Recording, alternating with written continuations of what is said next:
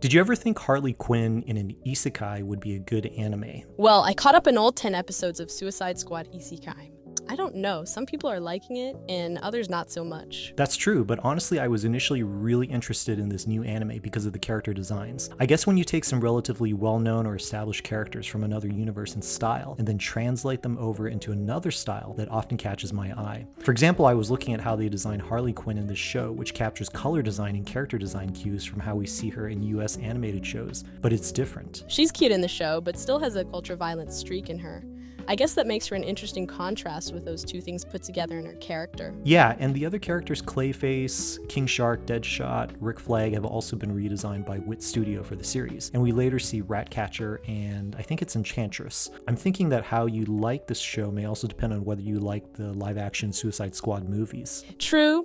I guess there isn't a huge audience for those movies compared to other DC characters. I mean, Harley is still the biggest draw. Most fans will recognize her, and I think the Isekai anime series has its most interesting moments when she's on screen. I think from a writing perspective, we see that the show has an ensemble cast. So typically when you have a group of characters, you can start creating scenes by pairing or grouping up some of the characters together, and see how their conflict creates interesting story beats. Hopefully the story beats also push the overall story further, and maybe that's the challenge of this anime series. Yeah, you know, I liked how the series looked, but I wasn't engaged as much as I wanted to be.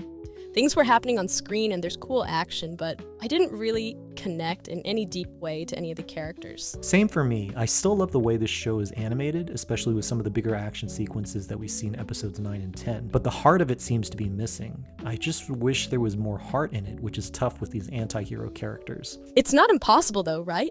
I mean, you talked about Deadpool and Wolverine, and Deadpool was kind of an anti-hero. Yeah, true. I think we still see Deadpool as a relative good guy compared to the Suicide Squad characters who have the villain label baked in. Even with Harley, who we saw as a villain character in the Batman series. So what would it take to give the Isekai series more heart? What would you change? Well, assuming the show might have another season, that means there could still be more we'll find out about how they handle these characters. But back to your question, I think giving at least one of the characters a strong emotional arc within a season, maybe even around the tested, tried and true theme of redemption, could help. I think I was hoping to see a stronger arc for Harley in this season. That's because you think she's cute, right? As a character design, yes. Hehehe.